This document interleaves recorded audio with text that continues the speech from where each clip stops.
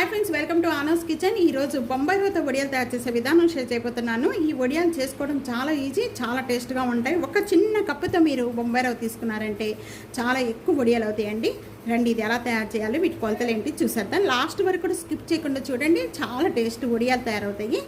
నేను చిన్న కప్పుతో ఒక కప్పుతో బొంబాయి రవ్వ ఒక గిన్నె, మనం ఏ కప్పుతో అయితే మనం తీసుకున్నామో అది మనం దీంట్లో ఒక 2 కప్పులు నేను వాటర్ యాడ్ చేస్తున్నాను. మొత్తం కూడా 8 కప్పులు అండి.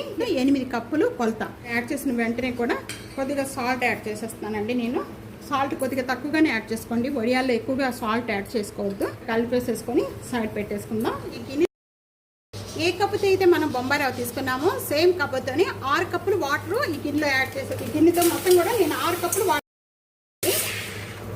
2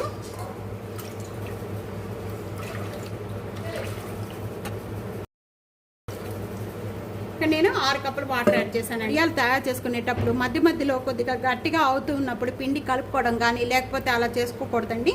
మొత్తం ఒకేసారి వీటికి మంచి లెక్కలు తీసుకొని మంచిగా చేసుకుంటే వడియాలు పగలకుండా అండి. ఇదే కొలతలతో తీసుకొని చేసుకోండి. మీకు ఎలా వచ్చిందనేది నా కామెంట్స్లో తప్పకుండా తెలియజేయండి. ఈ మసులుతున్న వాటర్లో ముందుగా మనం కలుపుకున్న ఈ బొంబాయి రవ్వ వాటర్ అంతా కూడా దీంట్లో యాడ్ చేసుకోవాలి. కొద్దిగా వాటర్ యాడ్ చేసుకుంటూ కూడా కలుపుకోవాలండి, లేకపోతే ఉండలు కట్టేస్తుంది. మొత్తం యాడ్ చేసిన వెంటనే కూడా వీటన్నిటిని ఇలా కలుపుతూ కూడా స్టవ్ అనేది మీడియం ఫ్లేమ్లో పెట్టుకోవాలండి.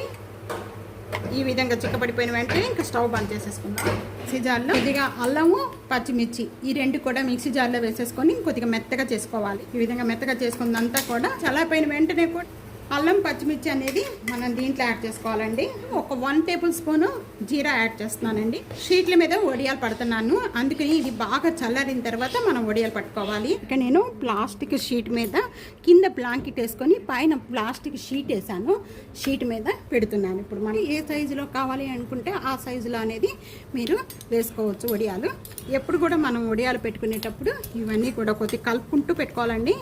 ఇలా దూరంగా వేసేసుకోండి. కొద్దిసేపటికి ఇక్కడ ఎండ బాగా వచ్చేస్తుంది.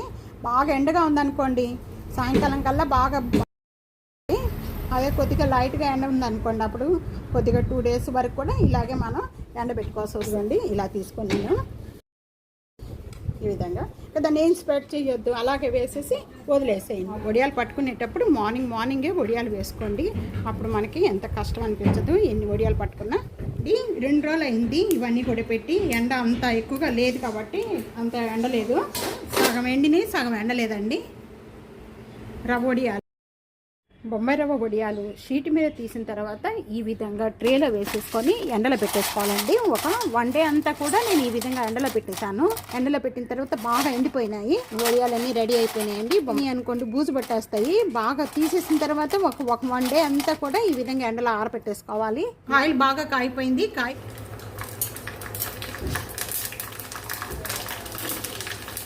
రావాలి చూస్తున్నారు కదా, ఈ బొంబాయి రవ్వ వడియాలండి. ఆయిల్ కూడా ఎక్కువగా పిలవదండి. ప్లేట్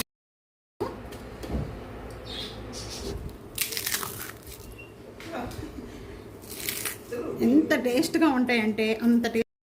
ఒకసారి ట్రై చేయండి. ఫస్ట్ టైం కూడా చేసుకునే వాళ్ళకి కూడా మీకు ఈజీ అనిపించదు. ఇదే కొలతలతో ఇదే విధంగా ట్రై చేసి చూడండి, చాలా బాగా వస్తాయి. తప్పకుండా ఇదే విధంగా కొలతలతో ట్రై చేసి ఎంత పల్స్గా వచ్చాయో ఇదే విధంగా వస్తాయండి. తప్పకుండా ఇదే కొలతలతో ఇదే విధంగా ట్రై చేసి మీకు ఎలా ఉందనేది కామెంట్స్లో తెలియజేయండి. వీడియో నచ్చితే కనుక సబ్స్క్రైబ్ చేసుకోండి. ఫ్యామిలీకి, ఫ్రెండ్స్కి వీడియోని షేర్ చేసి వీడియోని లైక్ చేస్తూ ఆనోస్ కిచెన్ సబ్స్క్రైబ్ చేసుకోవడం అస్సలు మర్చిపోవద్దు. Thank you for watching.